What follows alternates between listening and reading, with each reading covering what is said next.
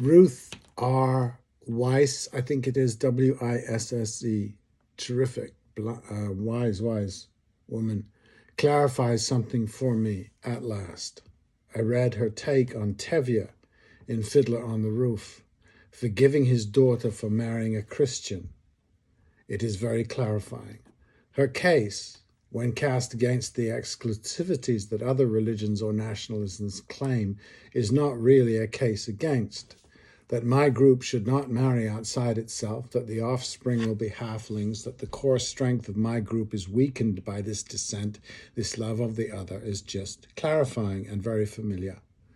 Tevye's forgiving is not in the original, I think. The move was made for the American audience to be more appealing to liberals who would watch the movie and the musical. It's a happy ending. She says that the real Tevye, had he remained hardline in the squishy Broadway American view, would have appeared czarist and xenophobic. I agree with her. He would have appeared that way, but I also agree with her that it's a shame.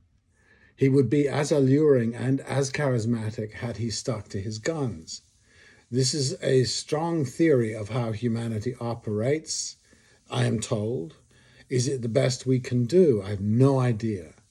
Only I know my incapacity to follow it through, which would no doubt be weakness. Tribalism for me, from my teddy boy motorcycling days, were there any? No, none before, to my Shakespearean acting days, has always seemed a source of great strength. The trick was, could you then step outside the homeland or the theater or the church and still access the strength? That was and remains the only point for me. Is there some neutral ground where you look at somebody, you do not know their tribe, there's no sign, there's no headwear or anything like that? Can you look at that person and take them as they are? That's the point. That was and remains the only point for me and the source of my greatest fulfillment, which is strength. Encountering the unfamiliar is really easily done. Realize how unfamiliar everything is.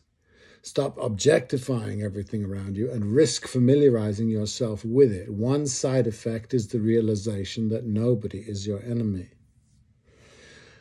Seems to be a sort of universal, non-universalism. Weiss doesn't need to expand and say, for instance, that each group should have its own Aerie, its own ancestral land. She just claims her own. Good for her. I guess that the strength of the religious culture, binding and holding the people together, unifying them, works best and only inflexibly. That there is not a flaccid liberal middle ground. One doesn't moderately or mostly or approximately believe in God. I say that at this point in my life, this all makes sense of much. It can be said by me with no aha that it sounds Nazi too. They wanted the same thing. And so what is happening in Gaza makes religious sense. If agreeing is a useful thing to do, an assent that will be the cause of a better day, a better feeling, one for another, then I agree. I'm a tribalist, except I do not belong to one consciously. My affinity now is with a nomadic tribe for sure. I can choose that. I have my ethnicities writ in my name and ancestry, language, and skin color. I don't pay much attention, but other people do, and they should. People who look like me are dangerous to many. It seemed to me, believing what I am told by real tribalisms, they are happy and fulfilled in them. Perhaps can only be happy and fulfilled in them. Therefore, the isms are vital to a good life. I think they're absolutely in earnest when they say this, and therefore, right. So my only way through is to find a way to negotiate with the groups and find a path for the next 20-odd years of life here. How do I fulfill? I have only myself to judge. There will be no mitzvahs for me, no confirmations or gold watches. I don't have any diplomas. It is rhetorical. I am working on fulfillment all the time. I know what it is, and in the meantime I have not married or had children, so I have not weakened anyone's strain, drawn no curse. And since these religions, these societies seems to share this great exclusivity, this desire for theocratic monoculture seems to be everywhere, seems to be universal. So we just accept them. We should just accept them and fight the bloody wars and justify them. We have always justified baby killings. Why stop now? I cannot judge them, though they so seamlessly judge each other. America and Joe Biden share this kind of Zionism. We are all Zionists, really, unless we are not. And that is my conundrum. I don't hate Zionism from my own mountain because it is an opposition to mine. I don't have a mountain, so I don't understand it, so I cannot judge it. I have to acknowledge that a righteous America and Biden do have their own mount. In this they are bonded, and it is in defense of this reality that they fight. Those who disapprove of him and the war are really only naive or non-tribal, and that just seems very unlikely. So they're just naively rejecting the videos they're seeing of people with white flags being shot and buried by bulldozers, probably because these men are enemies of a tribe, white flag or not, and need eliminating. Biden would recognize that.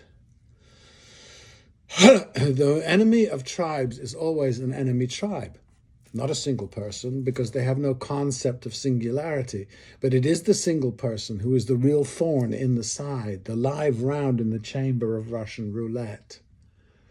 A little listen to a recording on Mosaic has people talking about the shock of October the 7th and how more people weren't as shocked as they were. And I still wonder how it is so shocking after the IRA, the ANC, the terrorist acts from the beginning of what we call history, how they are responses to injustice and oppression always, with very rare exceptions, and still atrocities. And maybe the English during the bombings of the 70s and 80s were as nonplussed. They were all without cause, against innocent people. Us. Why are we innocent? We must be. We are God's chosen. My brother argues that anti-Semitism is racism. Then that there are no races.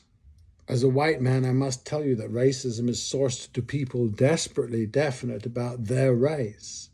It is not so much that the rest are inferior, but that I am superior, or as Miss Weiss is saying, that if I am not Jewish, I am doomed to being something much less, which is impossible to argue with.